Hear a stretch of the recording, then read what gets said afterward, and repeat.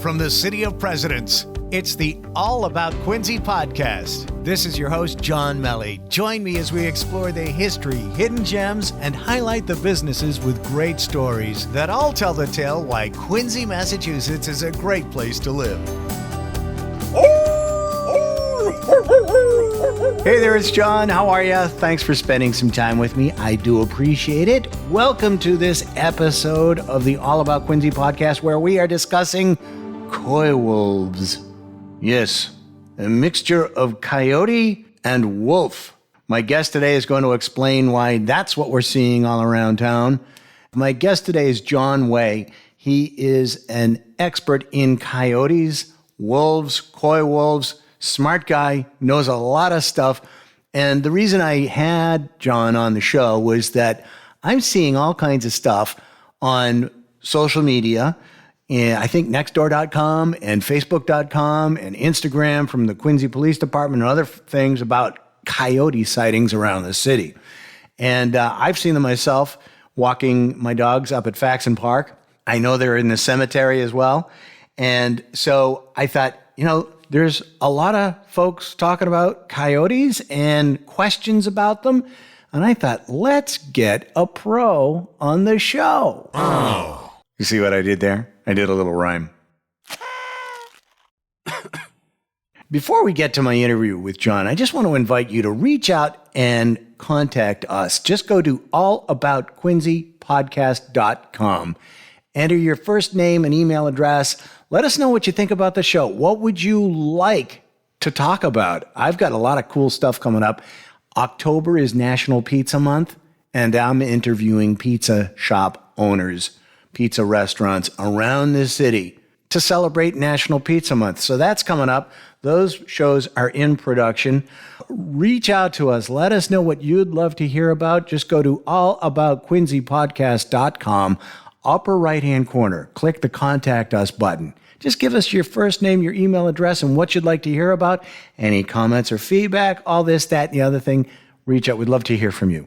All right, so let's go talk to the coyote expert, John Way.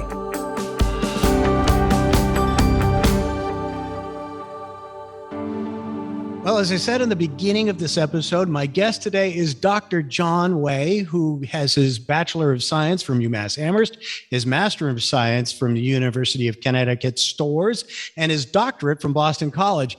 And the reason why I have John on the podcast with me today is that, as I've said in previous episodes, I have a couple of dogs. I walk around Quincy with them. We spend a lot of time up at Faxon Park, and I know there are coyotes in Faxon Park, but other dog owners talk to me about coyotes, and I saw a coyote today, or other people will be talking about that they saw a coyote running down the street in their neighborhood. And I thought, you know what? There's an awful lot of interest in coyotes. Let's get someone who's an expert on coyotes. And so, John, through the power of Google, I found you, and I found out you're a fellow UMass grad. And so I said, I want to talk to this guy. How are you today? I'm great, thanks. Thanks for having me, John. Yes, it's great to have you here. It's a topic that a lot of people that I meet walking my dogs, Zoe and Quinn, around the neighborhood and in Faxon Park in particular, and also you see a lot of talk about it on, are you familiar with the app nextdoor.com? Yes, I'm not engaged in it too much, but I certainly know it, yes. Yeah, so there's a lot of people talking about coyotes. There's a mixed bag of conversation. There's, watch out for coyotes. And there's, coyotes are everywhere. They've been with us for years. Don't worry about it. They're more afraid of you than you are of them. And so I thought, let's get an expert here to talk about coyote behavior and just anything that you can tell us about coyotes in an urban setting. The eastern coyote that we have living here, not just in Quincy, but all of the Northeast, from essentially kind of the New Jersey, mid-Atlantic area, all the way up into southern Canada. So that would include all the Northeast, including Maine and New Hampshire, is actually technically a coyote wolf hybrid. The animal's about 60 to 65% coyote, which would be kind of the western variety of coyote, and then roughly 25, maybe 30% wolf. And interestingly, there's two different wolves native to the Northeast, and this eastern coyote seems to have both some gray wolf genes and some eastern wolf genes. But the bottom line is it's about 25 to 30% wolf, meaning that the genes found in this eastern coyote, about 25 to 30% of it is not found in western coyotes. Then the other interesting thing is they have about 10% dog DNA in them, and we're not really quite sure how dog DNA got into a wild animal, because typically a domestic animal doesn't do too well if it's back crossed to the wild. But quite clearly they were able to survive, and now they kind of breed true. So it's not like we have western coyotes, wolves, and dogs currently breeding. This is what made the animal around 100 years ago, maybe 70 years ago, as I got to the Northeast. And then we kind of have this animal breeding with each other. But they're certainly a bigger animal. They're more robust. They're bigger, basically in every dimension, than a western coyote, but they're also a little bit smaller, not surprisingly, than a wolf. And so where the term coy wolf comes from, and I just wrote a book, and it's freely online if anybody's interested in it. I have a website, easterncoyoteresearch.com, and I have a section on the website called Coy Wolf Book, and it describes a lot of what we're talking about here today. And I made it as an ebook to make it more accessible than my typical print books. So that's just kind of a real basic to the animal. A lot of people get confused when they hear the terms, but essentially, coy wolf is a synonym for the eastern coyote we have living here in Massachusetts and all of the Northeast for that matter. A lot of people get confused and they say, hey, we have coyotes around here, but I saw this big animal. Was it a coy wolf? And you're kind of saying the same thing, because the animals in Quincy are those hybrids. Most people in the Northeast call them coyotes, but if you look anywhere else in the country, besides the eastern United States, especially the northeastern United States, these animals look a lot different. And that's because western coyotes are a lot smaller. They don't have the wolf genes that these eastern coyote or coy wolves have. So the term coy wolf kind of comes directly from that. It doesn't change what the animal is and what we're going to talk about, but it does just it is an important point, because I get that question quite frequently in many different areas. Is this animal a coy wolf? Well, they're all coy wolves here in Massachusetts. Most people just call them eastern coyotes or simply coyotes. That's what I do. I say, oh, there's coyotes. Yep. Yeah, exactly. So it's good to just know their background, because, for instance, we used to have cougars here in Massachusetts, believe it or not. Unfortunately, I love them. They got killed off. And out west, they're most commonly called mountain lions. Right. In many parts of the world, because they live all the way down to the southern tip of Argentina, they're called pumas. Yep. Especially in kind of Spanish-speaking areas, puma is common. And then they're also called panthers or Florida panthers in Florida, but that's all the same species, which are also called cougars or mountain lions. So, it's really not too surprising that an animal that has such of a range, and then this hybrid, might be called something else besides just coyote. So eastern coyote, coy wolf, coyote. Here in New England, that's kind of referring to the same creature. So we have coy wolves that are, when we see what we call a coyote in Quincy, Massachusetts, it's really a coy wolf genetically. Tell us about their typical behavior, and if somebody sees a coyote or a coy wolf, what do? What's their typical behavior? Do they hunt at night? You hear these things. If you see a skunk or a raccoon during the daytime, you should be concerned, because that's not their normal behavior pattern. What's a typical behavior pattern for a coyote here in the Quincy area? Yeah, first of all, they're very successful around people. That's kind of obvious. And a lot of people get confused by that. But where you have natural habitat, and then even in suburban areas, those are actually really good habitats. In suburbanized areas actually is really good wildlife habitat. You have a high density of prey. In fact, you generally have more prey animals in suburbs than you do in wild areas. And it's not just because of lack of hunting, although that's part of the reason, human hunting, that is. There's also a lot more food for those animals. People don't think so, but our backyards have all of these plants that are deer height, as opposed to the forests that have, 50 to 100 foot oaks. Even though those certainly provide food for deer, no question about it. But especially animals like rabbits and turkeys, they do really well with this mixed habitat. And so where you have an abundance of prey, you typically have predators that do pretty well too. So we've had fishers move into this area. Black bears are moving east by the year. When I was at UMass, they were mostly in Western Mass. 20 years later, they're now well established in Central Mass and starting to reach Eastern Mass as a population, not just as individuals, which do get here regularly. Obviously, I don't recommend feeding animals. That's not a good thing. You want to keep them wild. But even just in our normal habitat structure without feeding them, we provide a lot of food for these animals in terms of natural habitat. Natural, I kind of have my air quotes up because sometimes natural is humans cutting things down and having vegetation. But basically, we provide a lot of vegetation for animals like deer, rabbits, and typical eastern coyote and other predator foods. And so that's kind of the first setting of the stage is we provide a lot of food for prey. And then, of course, if there's a lot of prey, we provide that food for the predators that might eat them, of course, like eastern coyotes. The other thing is eastern coyotes are super successful around people, and it might be for reasons that we don't think of. They're actually super successful around people because they avoid us. They do well near us, but they also typically avoid us. And people might say, well, I see them all the time. Right. But statistically, they're really avoiding us. And some of the ways that they avoid us are kind of through questions that you asked me. The first way that they avoid us is even if you see them during the daytime, all the animals I've ever studied in the wild are more active at night than they are during the daytime. So if you look at it statistically, you might see them during the day. And I'm not including animals that get habituated to people. It's never a good idea to feed wild animals, especially predators that could potentially harm people, because then a lot of animals don't change their behavior, but a lot of animals will change their behavior. I'm talking more about the animals that are behaving naturally, feeding on natural prey items, like I just mentioned. They're typically active at night, and I've just found over the years, but it just seems easier for them to be active at night to avoid people. And for instance, you go through your neighborhood, wherever you live, if it's urban, suburban, drive through your neighborhood or walk through your neighborhood and look at all the front bushes in your neighbor's yards. Well, those front bushes you might laugh at during the daytime saying, that's not wildlife habitat. Who's going to live there besides maybe a rabbit under there? But at nighttime, I've seen coyotes literally hide behind those bushes as cars drive by. And then when the cars go by, they kind of go right back into the neighborhoods, right back into hunting for usually wild prey. And in the terms of a coyote's mind, a wild prey might include a unleashed cat that's left outside, especially at nighttime, because how would they know the difference? So one thing they do know is cats are typically found near human residences.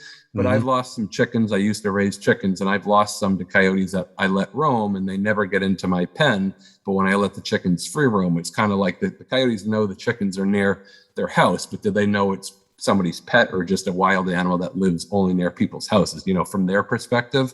Right. So there are these animals that do really well near people because we provide them perfect habitat and they utilize it. They're typically in these small woody patches during the daytime in these urban or highly urban areas. They largely avoid people. There's absolutely no question they're scared of people. Any animal that you tell me is bold, the minute I trap them and put a radio collar on, which gives me the ability to track these animals, they are always just terrified of people. I mean, literally going to the bathroom on themselves, having their ears back, cowering.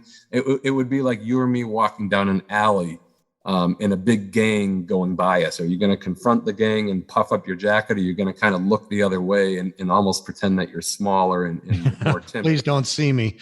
Please don't see me. And it's not figuratively, it's literally the impression I get when I've studied these animals over the years. And then when I track them, it's very similar. They're much more bold at night. And I think a lot of that reason is they're comfortable because most people aren't active at night and they know where people are active at night, and it's easier for them to avoid people. Of course, they're predators, and so they have to travel quite a bit. They can move up to 10, 15 miles a night, which is hard to even fathom until you actually watch them do it in an urban area. And you're like, holy smokes, literally a coyote from Quincy could take the railroad tracks into Boston, certainly South Boston, get some food there. Let's just say that park in South Boston that's a golf course now. In a park used to be, and it's pretty close to Quincy, obviously. Let's just say that was the open cap dump. I think it used to be years ago. A coyote family could easily take like railroad tracks or some highway into that area of South Boston, feed, and then be back in the marshes of Quincy the next morning on a regular basis. I mean, that's how much they travel. I'm not saying that there is a pack in Quincy doing that because I haven't tracked them there, but just to give you a perspective. Yeah, that's just an example of what they do.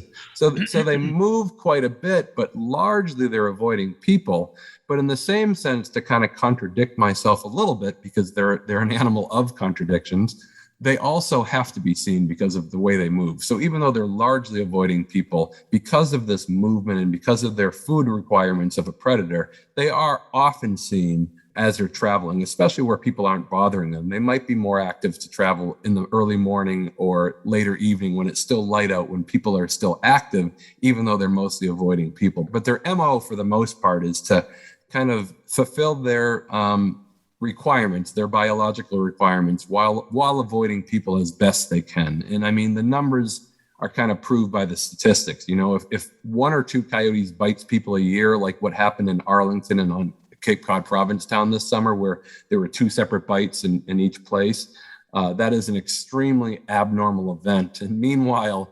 nationwide, a couple dozen people are killed by our beloved dogs every year. 1,000 people per day go to the emergency room from dog bites. So not just a scratch that, I'll just, put a Band-Aid on it, but something that requires an emergency room visit. 1,000 people per day just in the United States go to the emergency room from dog bites. And somebody might say, oh yeah, there's a lot more dogs than coyotes. But coyotes essentially live in every community in North America, at least the United States, besides Hawaii. So, and I venture to say that if you have a bike, you could, if you live in a high rise in Manhattan or something, on a bike ride, you could get within coyote range within an hour or two. That's how many coyotes there are. Even if there might not be as many coyotes as there are dogs, coyotes live throughout pretty much most of the human populated North America, except northern Canada and northern Alaska. So it's an interesting and very successful animal, and it's become even more interesting in the Northeast when you get this bigger kind of hybrid animal, but essentially they're doing the same thing regardless of that hybrid background. Interesting. Yeah. I have honeybee hives in my yard, and so I had a game camera set up in my yard just to watch them at night. All of a sudden, this thing comes along trotting through the yard at night. And I'm thinking, is that a fox? What is that? And it's got this big, long, bushy tail. And I'm thinking, I think that's bigger than a fox. And then it's like, that's got to be a coyote. And then right down the middle of the street, I saw this guy, and my dogs went nuts. Their noses went up in the air, and they just started barking inside the house. And I looked, and there's this coyote running down the middle of this, not running, but kind of like that little bouncy trot that they have. And then one morning, it was, I don't know, it was after sunrise, but the sun certainly wasn't high in the sky. But we're walking through Faxon, and I see this thin coyote just trot across this open parking area. It looked over, and it was like, yeah, no, I'm going this way. And it just moved on into the woods. But then I hear people talking about, well, we were walking down this path, and then this coyote appeared. And then we started to make a lot of noise and stuff like that. You explained that the incidence of human interaction with coyotes and actually getting harmed by one is extremely low. But if somebody were to come across a coyote with their dog or something like that, are there any behaviors that people should take, or any precautions that people should take, or just make a lot of noise and it'll probably run away, or they probably see you long before you see them and they're just not interested? Yeah, it's a great question, and you almost kind of the couple of the suggestions I'm going to say you kind of suggested there. First of all, they certainly most of the time, not always certainly, but most of the time they kind of know you're coming. Most people, including kids, are pretty loud, and they don't even know it half the time, and usually they can smell people most of the time. Ahead of time. So certainly coming across one and making noise doesn't hurt. And it's a good idea. In fact, one of the biggest suggestions out west, because I visit Yellowstone, I've written quite a few books on my trips to Yellowstone National Park, one of my favorite areas in the world. And I always carry bear spray, which is essentially a high form of pepper spray or mace. Okay. that I carry when I hike out there. And it really kind of applies to coyotes too. The more noise you make, if you're scared of them or nervous of them, the better it can be. I've had some scenarios on Cape Cod where I've had animals bedded down, especially in the summertime. The summertime, it gets dark so late that I can almost just tell the animals are getting itchy to get up and get going. And they often just kind of wait for it to get to that dusk crepuscular time, which, in June and July isn't until 8:15, 8:30. Yeah. And I've had a few scenarios where, and I mean this literally, where I've almost had to knock on people's doors to tell them what I'm doing so they don't call the police, where there's kids jumping on trampolines and I have the animals signal off the wall, like the flipping thing is under the trampoline, and it's really just beyond, it's 50 yards away probably in this patch of woods. And it's very predictable. The animal doesn't do much movement. I go find another animal. I come back right before dark. And sure enough, right at dark, they get up and they leave. And of course, that's when most kids, especially, or people in general, are generally going inside because, you're losing light. It's hard to see. And the animal gets active. And even if the kids were still on the trampoline, they probably would still get active around then.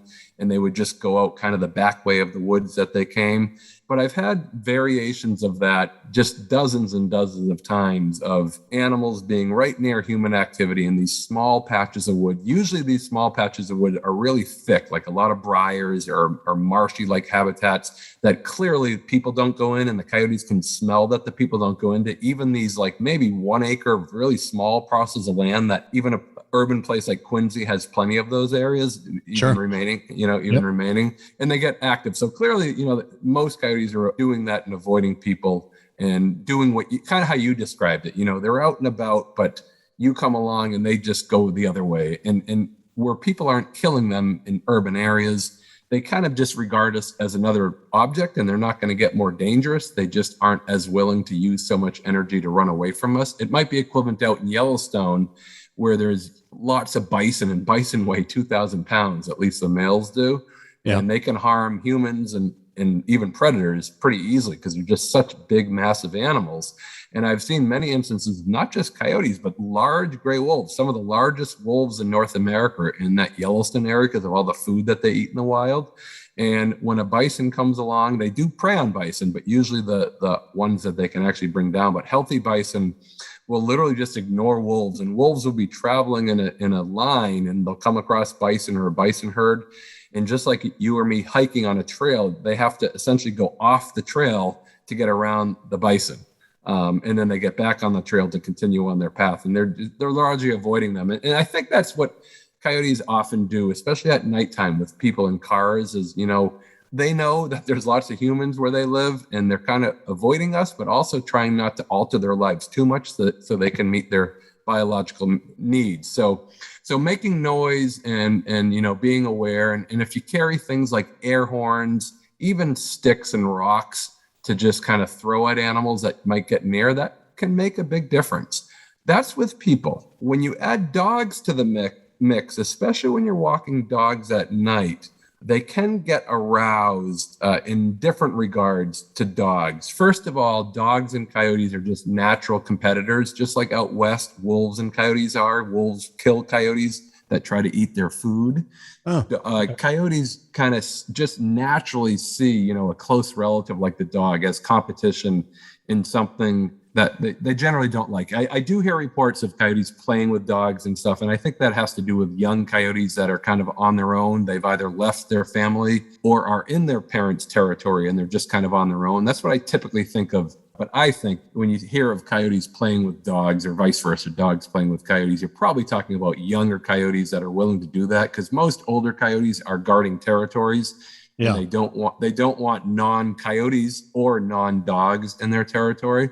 Mm-hmm. So one of the most important things to do with dogs, and I know it's a leash law, obviously in a place like Quincy especially, but leashing dogs can be one of the most important things you do with them.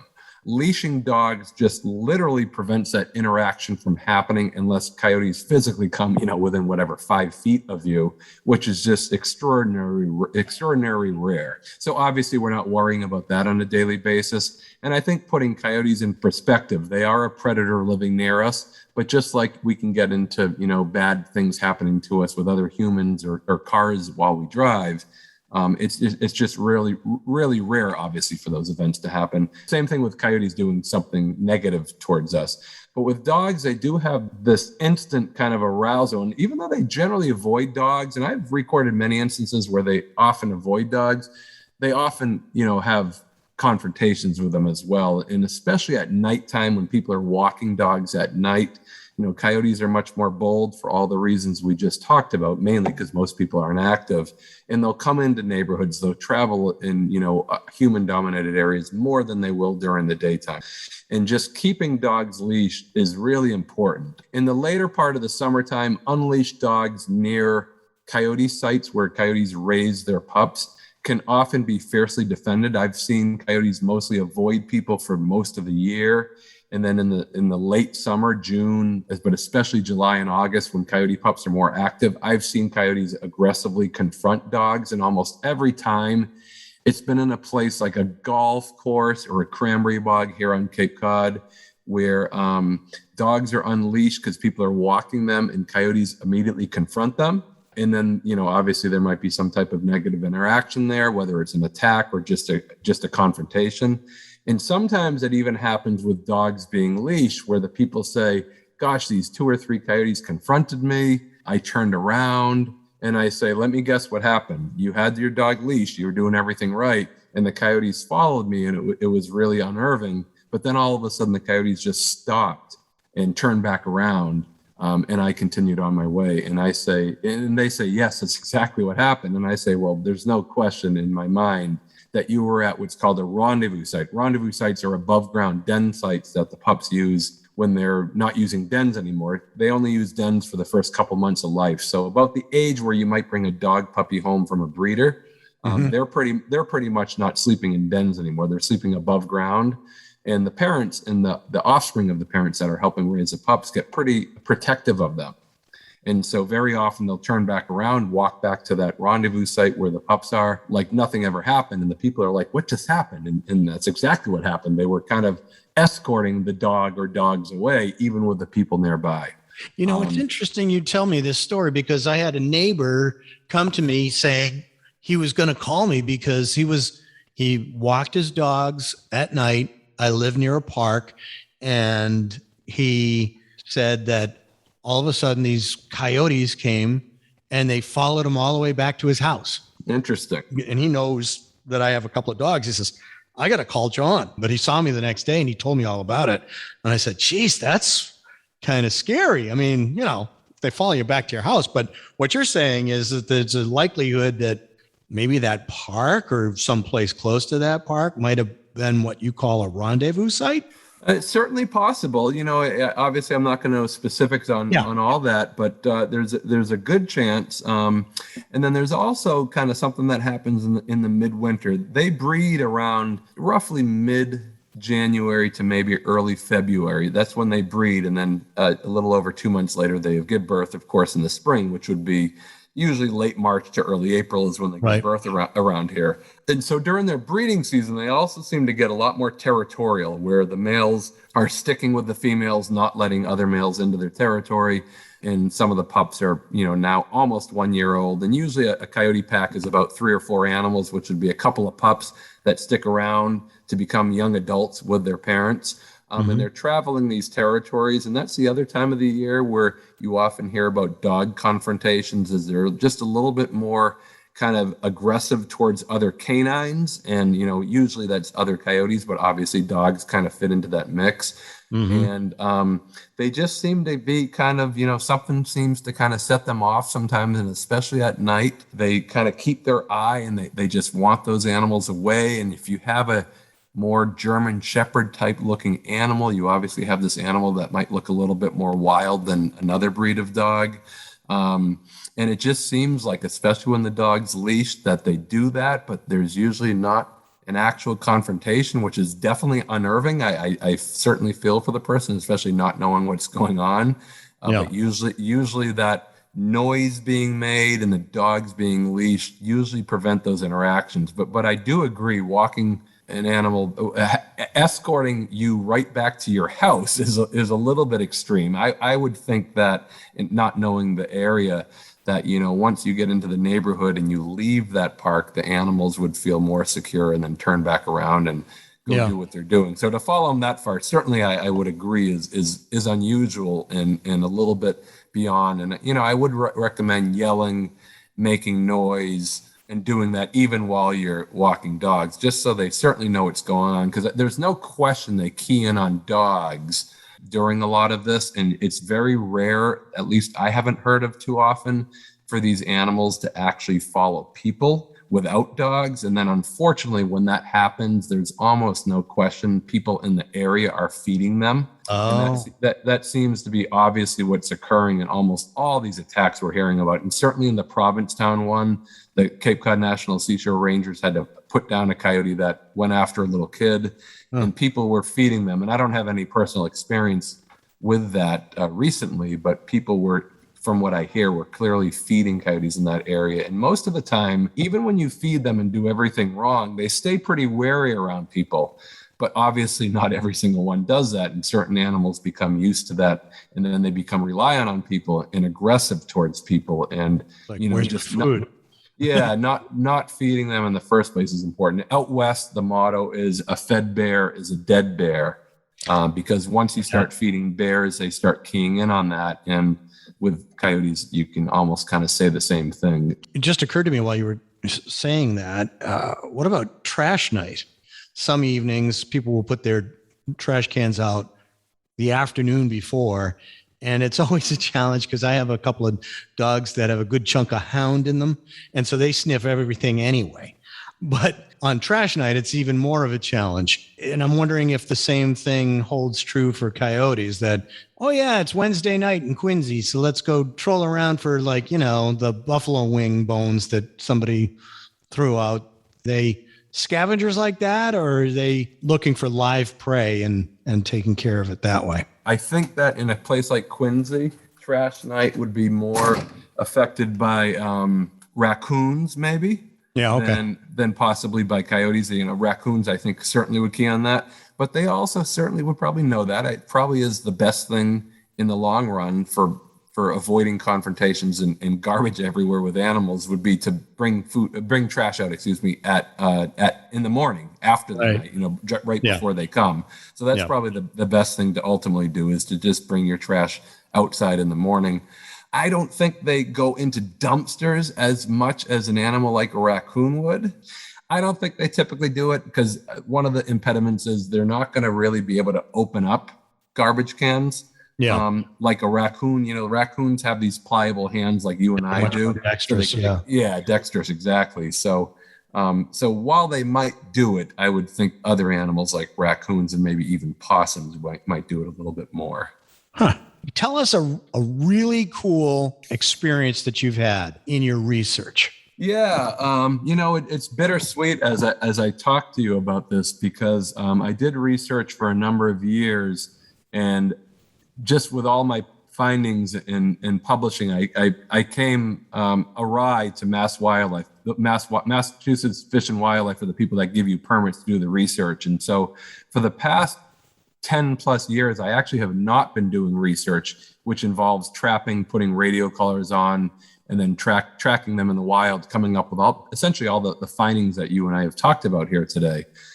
So it's bittersweet, because while the same agency allows people to kill them at will for 6 months a year with a hunting license, I've been repeatedly obstructed from my work. So it's real frustrating, because when I tell you these stories, I just have to reinforce before I tell you some of the anecdotes that you want to hear, that you need permits to do all this. And even with a PhD degree and affiliations with university researchers, wildlife agencies are really often special interest based, and nationwide, they have a real bias against predators, and it's real frustrating. And so I'll kind of leave it at that. If they want to learn more and might be angered why I'm not actively doing research, they can go into my CoyWolf book, and to say that I provide a timeline of exactly what happened would be an understatement. I'm one of the first carnivore researchers that has been obstructed, that has actually spoken out and kind of explained the research obstruction. It's kind of like, the church and the state stuff and scandals that you read about in those. I'm kind of one of the first researchers coming out. So a lot of people don't know how to help me because wildlife agencies have such power over our collective wildlife resource. And the first part of my book, CoyWolf, talks about the animal. So if you want to learn about coy wolves and why they're called coy wolves and how they behave in the wild, it's a lot of what you and I have discussed in kind of pictorial detail. The second part is more about the politics associated with wildlife management and how and why a lot of things are unjust. So I just wanted to point that out because not to kind of just toot my own horn of what's happened to me, because it's real disappointing to not be actively doing my work, but to answer all of your questions, I need to go through this permitting process that even when I got permits again from universities, they still denied me for really fraudulent reasons. But some of the work I've had has been fascinating because I'm from the town of Barnstable, where I've done most of my work here on Cape Cod. Okay. In the politics aside, I've seen some really cool things. I also had a companion site on the north side of Boston. I worked with the teacher, Dave Etoff from Revere High School, who's actually still at Revere High School. And so we did a pilot project and a companion study in the Revere area, which would include Everett, Malden, Melrose in those towns and cities around, and including Revere. But most of my work took place in the town of Barnstable, where I'm from. So it was really amazing to do this work. And hopefully I will be doing this work eventually again. Kind of amazing to do the work where you grew up and find some of the things that I've found. And some of the coolest things I found was that animal that used to sleep near trampolines lived in Osterville. And he and his pack would take the Osterville drawbridge across to get to the mainland of Osterville, which means that the people on Oyster Harbors, which is one of the richest places on Cape Cod, richest places in the country that, that have multi-million-dollar houses, it's this private island. And the people on this private island used to think that 6 or 7 coyotes lived on that private island. And the minute I had them radio collared, I realized that that was about 20% of their territory. And they were leaving the private island every night, or coming back to the private island most nights as well. Not every single night, but most nights, and going back and forth between the mainland of Osterville to essentially that island, that drawbridge island. And it was amazing to look at how these animals would cross the road. They would literally, obviously the drawbridge would have to be down to begin with. So it'd be like a road that we could drive over. But I became so used to their patterns that I would just drive to this bridge once I got a good location of where they were beforehand. And then I would just wait. And sure enough, the radio signals would get really loud no matter what direction they were coming. And it was just amazing to see 3 or 4 animals often at night, sometimes 1 or 2, but 3 or 4 animals traveling over this bridge and then go down the bridge. And I knew exactly where in the bridge they would go on and off to not be on the road for a super long period of time. Oh, fascinating. Yeah, those were pretty amazing. But let me just give the listener one final thing, if I may. Is that okay? Sure. Yeah, of course.